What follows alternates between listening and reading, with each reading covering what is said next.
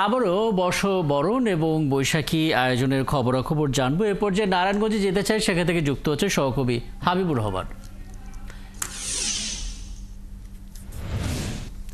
হাবিবুর রহমান, আপনাকে নববর্ষের শুভেচ্ছা, শুভ নববর্ষ। এবং আপনি যখন প্রস্তুত হচ্ছিলেন আমরা দেখছিলাম আপনার পেছনে বৈশাখী মেলার আয়োজন চলছে।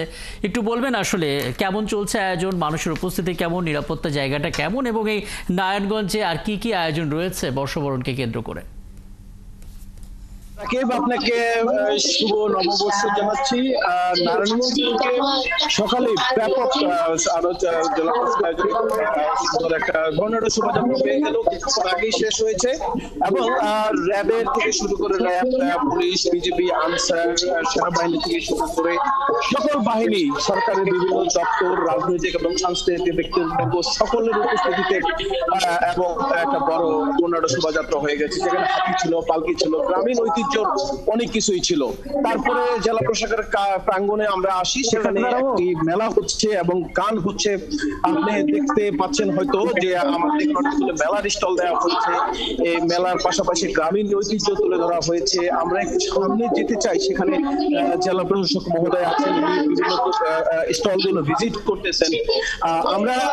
আমি যদি বলি যে গানের মাধ্যমে আসলে সরাসরি আমরা আমরা আমরা আমরা একটু জেলা প্রশাসকের সাথে কথা বলবো এই মুহূর্তে। যে ধন্যবাদ। আমাদের ঐতিহ্য, আমাদেরকে সংস্কৃতি, এগুলো আমাদের ধরে রাখতে হবে। সেই লক্ষ্যে আমরা হিন্দু, মুসলিম, খ্রিস্টান, বৌদ্ধ সবাইকে নিলে, আপনারা দেখেছেন যে সব ধর্ম, বর্ণ, গোত্র সবাইকে নিয়ে আজকে আমরা এই বর্ণাঢ্য র্যালির আয়োজন করেছি এবং সাংস্কৃতিক অনুষ্ঠান চলছে। আমরা সবাইকে নিয়ে সামাজিক সমৃদ্ধির মাধ্যমে এই দেশকে আগে এগিয়ে নিতে চাই এবং আমাদের সকল ধরনের বাংলা সংস্কৃতির যে অংশ সব আমরা এখানে নিয়ে এসেছি। আমাদের এখানে ঘোড়া আছে, হাতি আছে, পুতুল নাচ আছে, সাপ খেলা আছে, বানর খেলা আছে, সবকিছু আমরা সমস্ত ঐতিহ্য এবং আমাদের ঐতিহ্যবাহী নাচ গান এবং আমাদের কৃষক সেজে এসেছে, কেউ কেউ মাছের পল নিয়ে এসেছে, কেউ মাছ বিক্রি করছে, সকল ধরনের অ্যারেঞ্জমেন্ট হয়েছে। আমি এই যে যারা করেছে সবার প্রতি আমি কৃতজ্ঞতা জানাচ্ছি।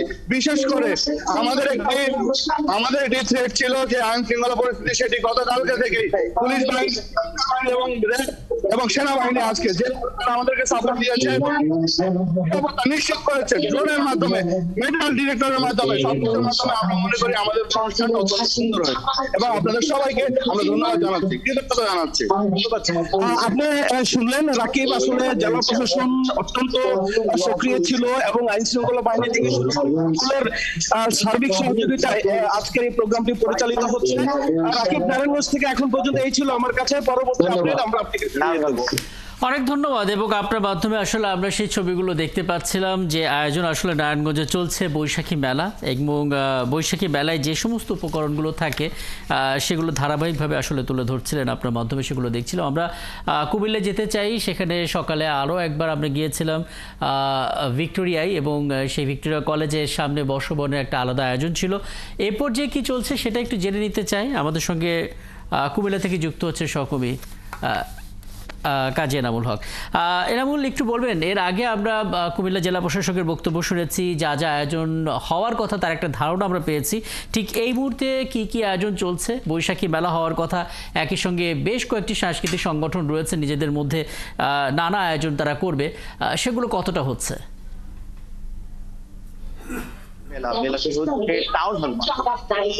সকালবেলা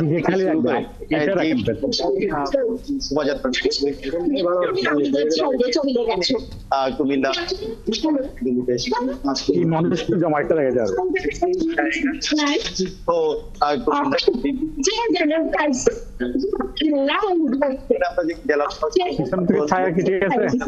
সকল দল বৈশাখী মেলা এবং শিল্পকলা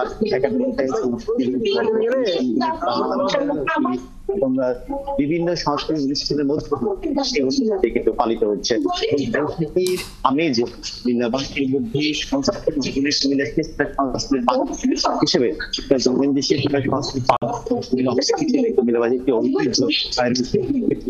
লালন করে কিন্তু বড় বিষয় হচ্ছে নিরাপত্তা ব্যবস্থা সেই অংশগ্রহণ কিন্তু করতে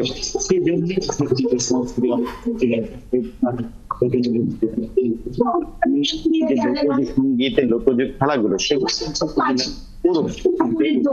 শিশু কিশোররা যে এমনি কিন্তু ধারণ করে লোকজ সংস্কৃতির বলাই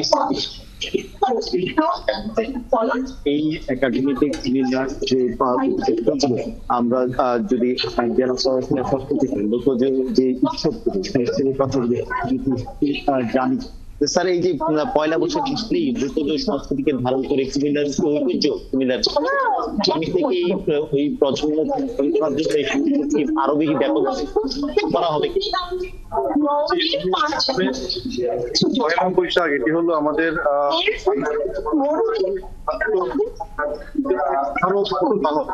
আমরা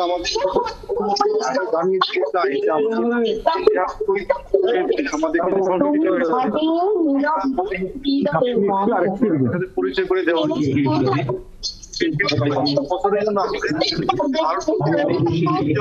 আমাদের এই আয়োজন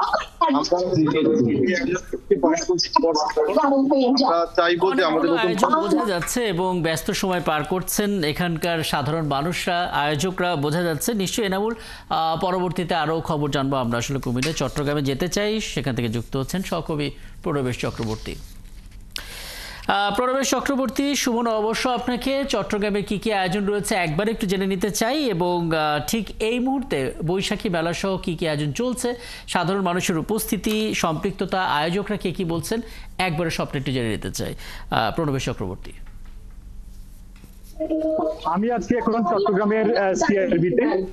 এখানে সকাল 8টা থেকেই নববর্ষের যে আয়োজন সেটি শুরু হয়েছে। প্রথমে সম্মিলিত বেহালা বাদনের মধ্য দিয়ে চট্টগ্রামের সিআরবির নববর্ষর উদযাপন শুরু হয়। ভৈরবীর আগে বেহালা বাদন, এর পরবর্তীতে এসো হে বৈশাখ এই গানের মধ্য দিয়ে আজকের দিনের শুরু বলা যায়। এর পরে চট্টগ্রামের বিভিন্ন সাংস্কৃতিক সংগঠনগুলো একে একে নানান পরিবেশনা তারা পরিবেশন করছে সিআরবির সিরিজ তলায়। এটি একটি পাহাড়ি পরিবেশে, চমৎকার একটি পরিবেশে এই নববর্ষ পালিত হচ্ছে প্রতি বছরের মতো। আমরা দেখতে পাচ্ছি যে বাঙালির যে ঐতিহ্য, যে ঐতিহ্যবাহী পোশাক, পাঞ্জাবি পুরুষ ছেলে এবং যুবক তরুণ কিশোররা তারা পাঞ্জাবি পরে, এবং নারীরা নানান কালারফুল তারা পরে সমবেত হয়েছে এই সিরিজ তলায়।